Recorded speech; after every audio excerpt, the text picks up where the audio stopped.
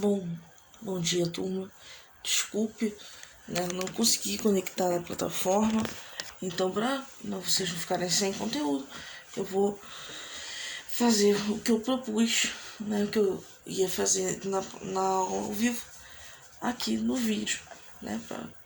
Para repor isso para vocês.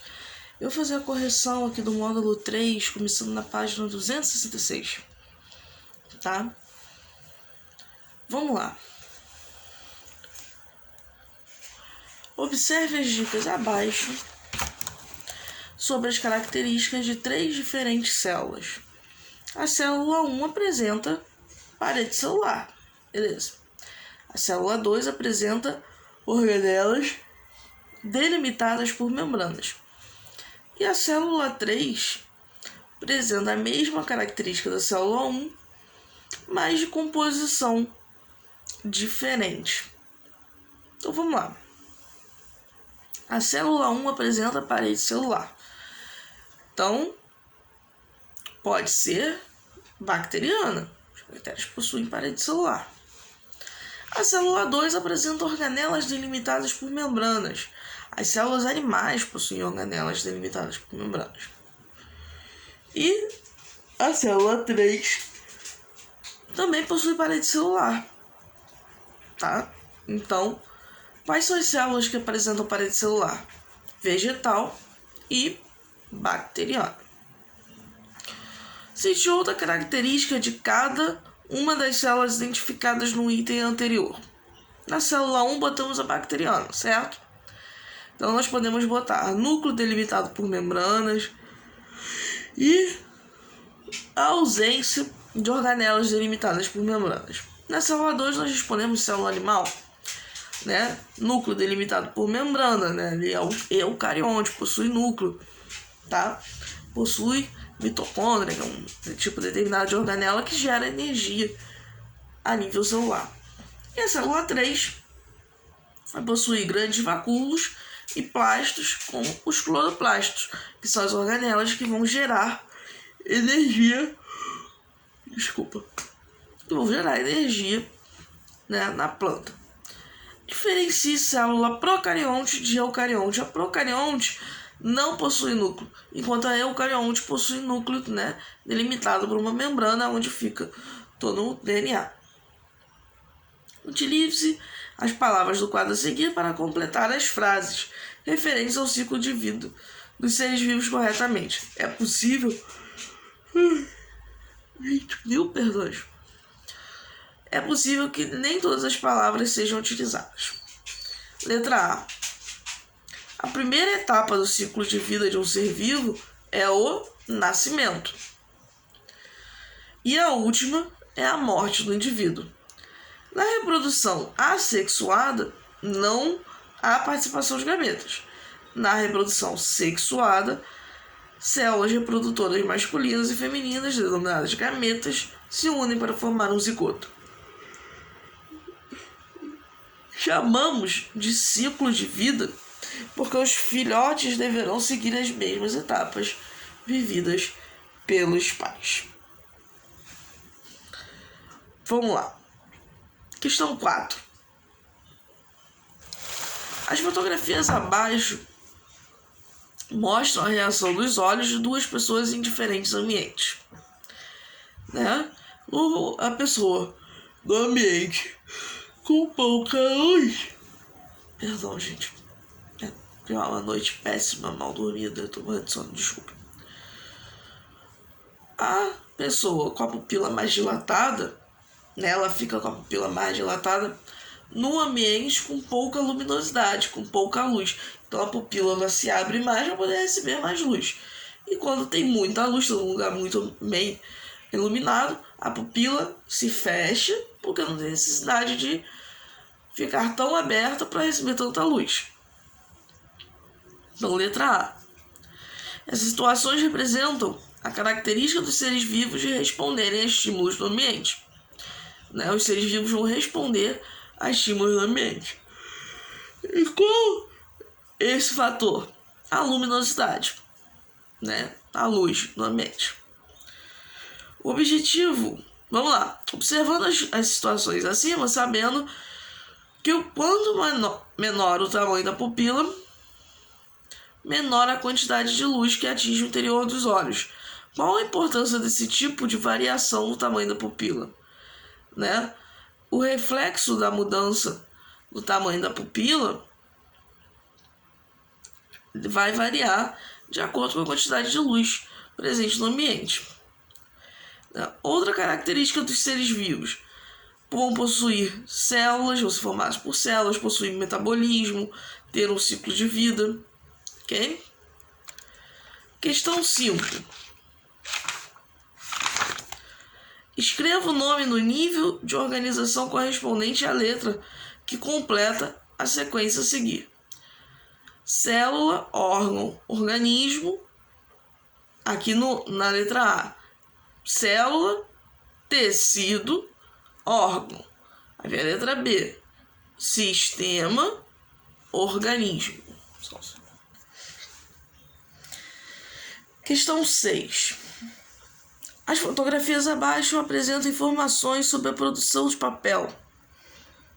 O papel é fabricado da madeira das árvores, como eucalipto, fotografia A, né?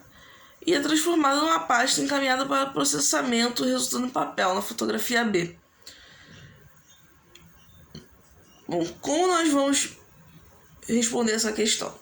Desembaralhe as letras abaixo, seguindo as setas, e descubra o nome das substâncias que constituem a parede celular dos vegetais e que é utilizada para a produção do papel. Né? Qual o nome dessa substância? É a celulose. Tá? Ela vai ser encontrada na parede das células vegetais. Ela vai formar as paredes das células na parede das células vegetais. Né? Que essa parede ela vai auxiliar na proteção e no suporte da célula, que ela vai deixar a planta mais rígida, certo? Então, vai evitar que ela se rompa e vai manter o seu formato. Vamos lá. Para produzir papel, é necessário utilizar árvores. Existem plantações destinadas apenas para esse fim. No entanto, para que essas plantações sejam feitas, a vegetação nativa do local é retirada. Converse com seus colegas sobre as atitudes que podem evitar o consumo excessivo de papel, contribuindo assim para a conservação da vegetação nativa. Né? Então, o que nós podemos fazer? Imprimir somente o que é necessário, né? Não ficar imprimindo qualquer coisa na impressora, reciclar papéis usados, né? E outros, né? Outros produtos que sejam de papel, por exemplo. Embalagem, né? Pedimos um lanche no iFood, vendo embalagem de papel, por exemplo, né? Dá preferência a produtos fabricados em empresas que contribuem para a conservação da vegetação nativa, né? E outras atitudes, a gente reciclar, a gente evitar o uso excessivo, tá bom? Vamos lá, página 269. Os seres vivos apresentam algumas características comuns a todos eles. Eles vão ser formados por células.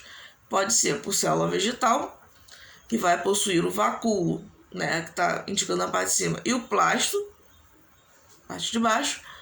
Animal, que vai possuir membrana celular e núcleo. E bacteriana, que vai possuir parede celular e citoplasma. Essas células apresentam um núcleo delimitado por membrana, daí são chamadas de eucariontes. A célula vegetal é a célula animal.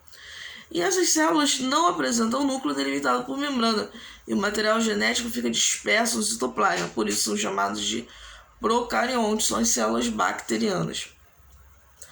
Os seres vivos unicelulares são formados por uma única célula. Já os pluricelulares são formados por por mais células. Pluricelular ou multicelular é a mesma coisa.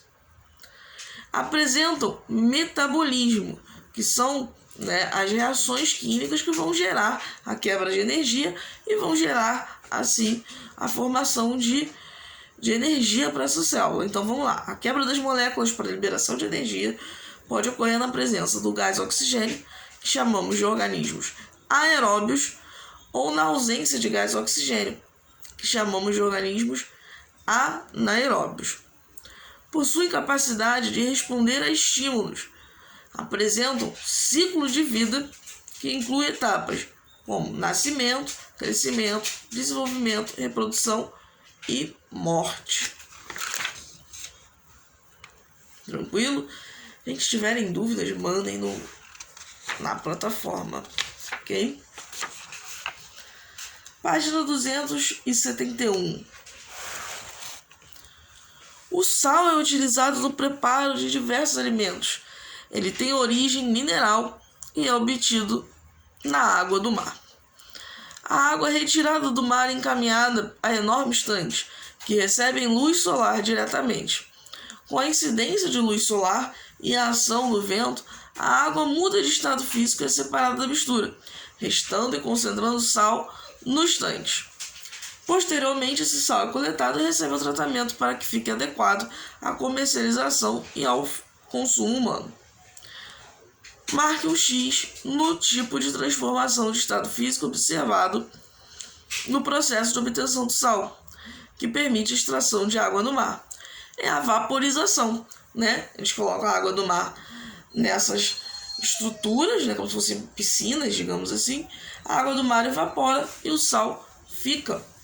Tá? Então, é a vaporização. Os tanques das salinas são amplos e apresentam altura reduzida. São bem baixinhos.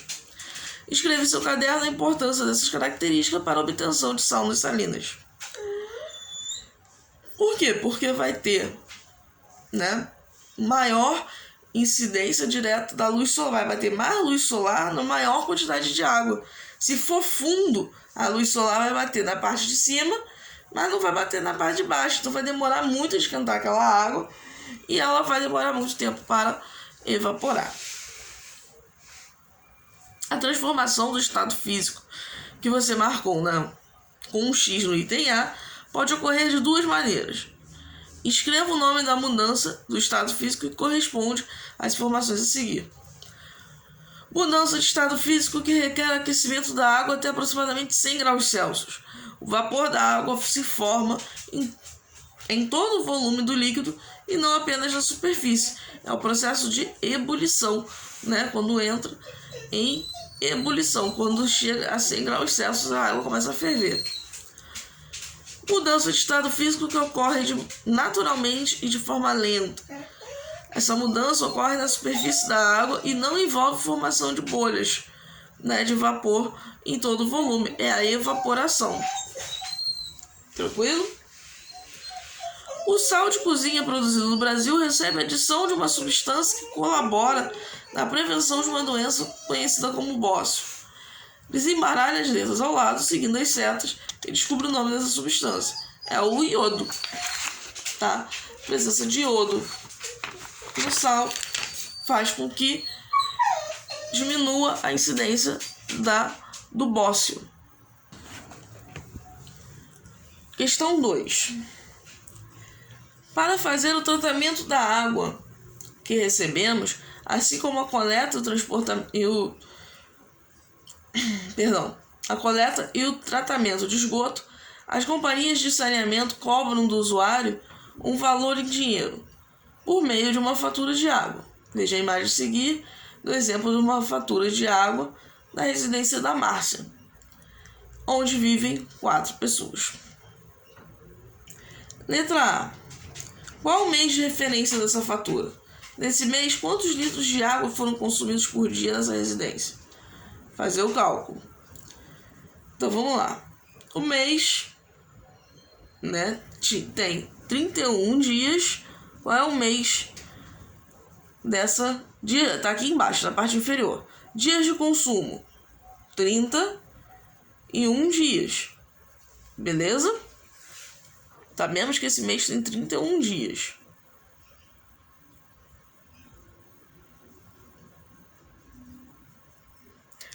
Que é o mês de março, tá assim em cima, assim, referência. 3 de 2019. Que foi 22 metros cúbicos, o que equivale a 22 mil litros. Então, dividindo o consumo Total, pela quantidade de dias de consumo, temos 22 mil litros dividido por 31 dias. Foram gastos 710 litros por dia, né? Então a resposta foi referência ao mês de março, com 31 dias, e foi gasto aproximadamente 710 litros por dia. Observando os dados da fatura, podemos dizer que houve economia de água no mês de referência em relação ao mês anterior? Justifique sua resposta.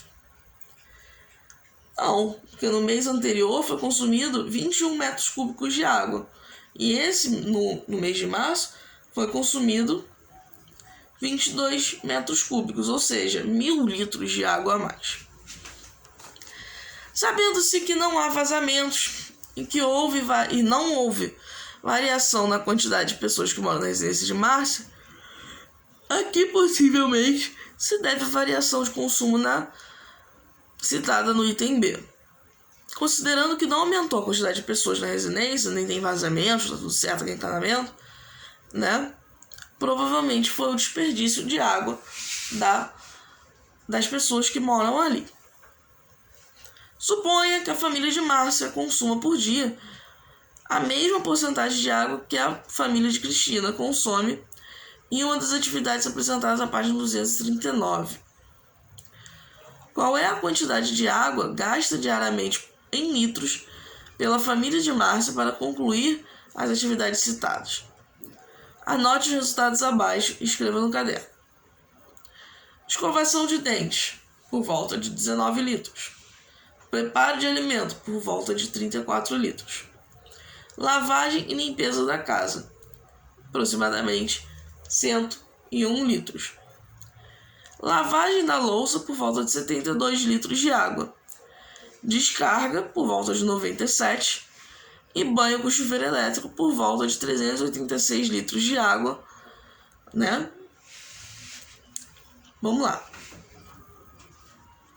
As imagens abaixo se referem ao mesmo inseto, a joaninha. Que característica dos seres vivos pode ser associada a essas imagens e justifique sua resposta no caderno? O ciclo de vida, né? Então nós temos as diferentes etapas de vida. O ovo, né, na letra C, a pupa, que é a letra B, o adulto, que é a letra A, e a larva, né, que é a letra D. As imagens apresentadas acima são ordenadas de maneira correta. Estão ordenadas de maneira correta? Não. Em caso negativo, escreva no caderno a ordem correta dessas imagens. Então a ordem correta é C, D, B, A. Tá? Então nós temos ovos, larva, pupa e o indivíduo adulto. Relacione as colunas numerando os itens da segunda coluna corretamente de acordo com o significado dos termos da primeira. Os seres vivos cujas células apresentam núcleo e organelas delimitados por membrana celular. Qual é esse? Os eucariontes. Os eucariontes possuem núcleo. Seres vivos que necessitam de gás e oxigênio para obter energia da quebra de molécula. Precisam do oxigênio, são os aeróbios. É o número 6. Seres vivos cujas células não têm núcleo nem organelas delimitadas por membranas. São os procariontes. 4. Seres vivos formados por várias células. É o 2. Pluricelulares. Seres vivos formados por apenas uma célula. 1. Unicelulares. E seres vivos que não precisam de gás e oxigênio para obter energia na quebra de moléculas. São os anaeróbios. Então ficou 3, 6, 4, 2, 1 e 5 nessa ordem. Questão 5 e última. Leia o trecho da reportagem a seguir. Interstício, o novo órgão do corpo humano que a ciência acaba de descobrir. Ele sempre esteve ali, mas sempre foi por meio de uma tecnologia mais avançada que os cientistas finalmente puderam identificá-lo. um espaço repleto de cavidades preenchidas por líquido presente nos tecidos do nosso corpo, por isso chamado de intersticial, que significa entre tecidos. Esses tecidos ficam localizados debaixo da pele, recobrem o tubo digestivo, os pulmões e o sistema urinário e rodeiam as artérias, as veias e fáscia, que é a estrutura fibrosa onde se fixam os músculos. O texto acima classifica o interstício como um órgão. Defina com suas palavras o que é um órgão. Órgão é uma estrutura do corpo humano formada por diversos tecidos que vão participar de diferentes processos no corpo. Enumere os termos abaixo, de 1 a 5, em ordem crescente, do nível de organização que elas representam. Qual é o número 1? Célula. Número 2, tecido. 3, órgão. 4, sistema. E 5, organismo. Turma, desculpe o inconveniente da aula ao vivo. Eu tive um problema técnico, não consegui conectar, tá? Que eu estou resolvendo. E por isso eu estou colocando esse vídeo complementar para não deixar vocês na mão com a correção, tá bom? Então, dúvidas, mandem na plataforma que eu respondo de imediato, tá? E se cuidem, máscara, álcool, se puder, fiquem em casa. Beijos.